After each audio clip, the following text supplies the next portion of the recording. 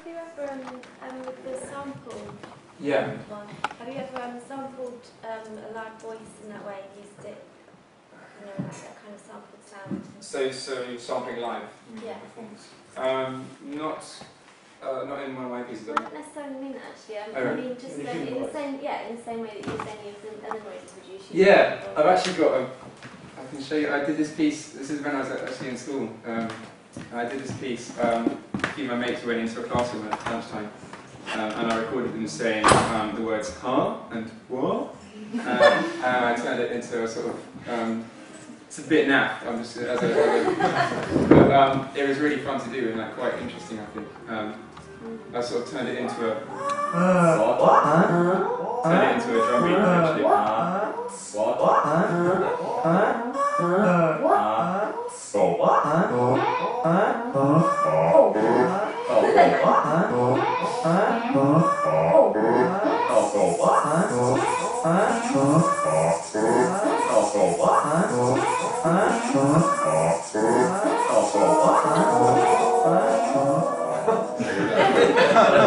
So fun. Yeah. So that was quite cool to do. Yes, in Oxford. Before the days of Sibelius, like most composers would have had all of these thoughts in their head and just had to write them on paper. Do you think that having programs on computers that do that ever stifle creativity? Or do you think they're only there to help? Which can you clarify which ideas you? I'm not. I guess this is a more general music. Okay. Question rather than anything specific. Sure. I do. I think it can be. I find it. I don't really like writing on Sibelius, for example, because I think you start writing so that the MIDI sounds good, not so that it sounds good in performance. So I only use Sibelius to type up my pieces. So they're always handwritten first. I also like sort of tactile. I love writing my fountain pen. So that's how I work with that one. With the voices crackles thing, I mean, obviously that can't work without technology of some kind. And in fact, it's, I guess, looking at technology. So I'm not sure that question's so relevant to the electronic stuff. I think technology is. I guess it's so part of the electronic stuff that it made me think of the question, but you're right, it's not necessarily related specifically to what you...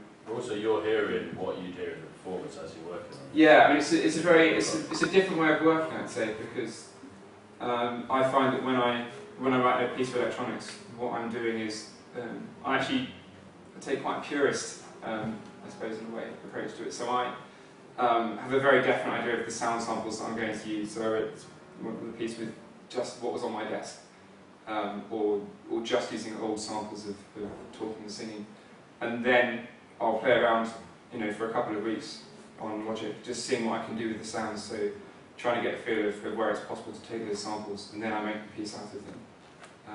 So I guess. Also, if you ask any kind of composer, like they would tell you that they'd heard their score in their head before they wrote it down, and that's true. Like you can, like say if you're having trouble hearing the pitch, you'd use a piano, and then beyond that you'd imagine the sound that you wanted and you write that down. And then the beauty of workshopping things is if it wasn't quite the same as what you had originally intended in your head. But I mean, like there's some staggering things that people can do in their head when you, like it's not dead. Like people go on about Beethoven being able to, like when he wrote the Ninth Symphony, he was deaf. That wasn't a problem for him, and it's not a problem for a lot of composers now. I think we all probably work in quite different ways, but I don't think you'll find many people that sit there and listen to Sibelius that can lie to you. I can do loads of things. Yeah, I mean, like, all the extended techniques that you write down, like what you heard in Wen Jing's piece, there's no way that Sibelius would be able to recreate that anywhere near what she did. Most of the pieces you can play with Sibelius that you heard today, they would just sound like... Yeah. You give them an example. So go maybe just for a second. At the beginning, I was I'm going to go out there and say, I was kind of like, I didn't get it, but like, the evolution of it was amazing. Because this one repetitive is quite a short.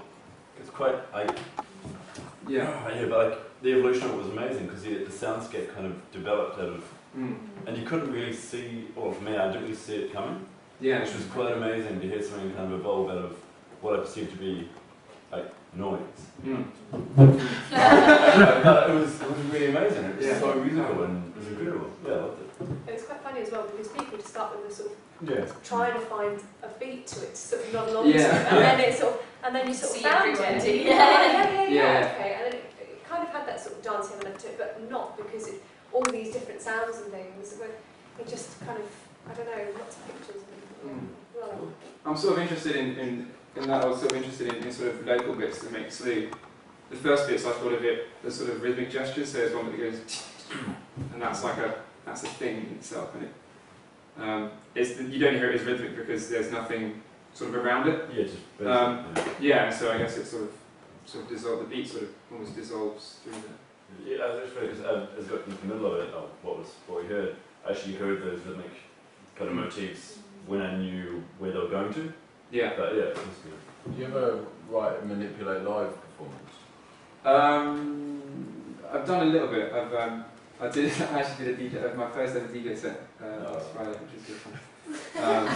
That's not high up. That's not high. I used to stock house in it. It was great fun. I put it over a beat. It was great. So I've done a bit of that, but that's sort of something. Actually, I mean, I guess. Define it's the definition of live is an interesting one because some bits of that. Some of what I was doing with this piece actually was. So not necessarily each of those samples that you heard was me sort of in Logic sort of putting it to the millisecond. I was using samples quite a lot. So what I do would be to record a bunch of sounds and then program them into a keyboard. So when you press a key, it plays the sound. And one of the cool things you can do with that is to make it much more expressive. So you can do things like how hard you press the key transposes the sound. So there are these bits where I've got I was jangling the thing you use to loosen the football boot stud with. I was jangling that on my desk. Yeah, stud key. I was jangling my stud key on my desk. and that's actually transposed, and I think hand as well, by how hard I was pressing the key, which means that there's this sort of section where it's sort of always a bit crazy just after I stopped it. And it's transposing and it's going across the sound space and stuff like that. And it's really easy to, it sounds really complex, but actually it's really easy, it's just me and my keyboards going. Don't do yourself down, man. yeah. Do you find that, I mean, when you write for orchestra, you know what a violin sounds like, you know what a bassoon sounds like, but presumably when you decide to make a piece out of samples, you kind of don't know what it's going to sound like until you're making it, or do you ever find yourself thinking, I really need a sample that sounds like, or whatever? Yeah, it's sort of different for each piece, I think. But there is an element where you think, oh, I really want a sound that goes, whatever. Yeah. And you just have to Do you find ever ways. just think, oh, I could just make that sound into a microphone and use that? But it would just sound like me going. Yeah, but then you can do Which just sounds really stupid. Transposing and things. But that doesn't sound like a person going. Well, okay. It's actually, I mean, the interesting thing is, you can do pretty much anything Yeah. with a sample. You can, if you do enough to a sample, you can make it sound almost like anything else. So that piece, the little clip of the What piece I played you, I found a clip where there was sort of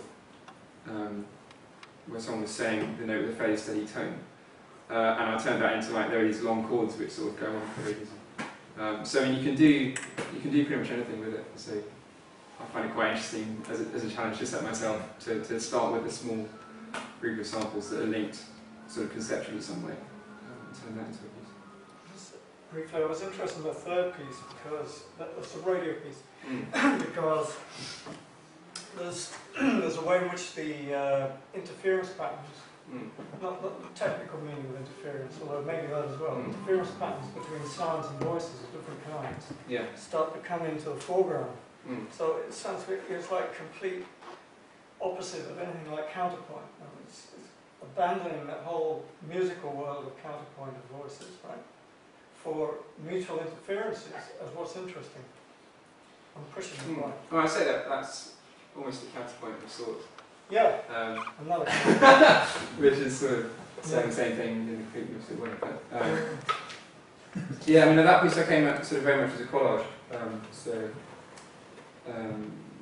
Yeah, at points I was literally I had a massive sheet of wallpaper and I was like sticking bits of.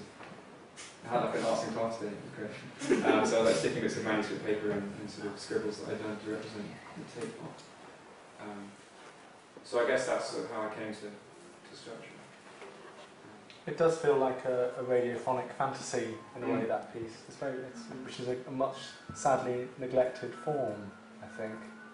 In the days when the BBC would commission hour-long radiophonic fantasies on a subject are sadly gone, but I think there's a lot of... In other countries, that's still a very big... and composers and sound artists contribute to that genre. We should probably move on to Tom. Thanks.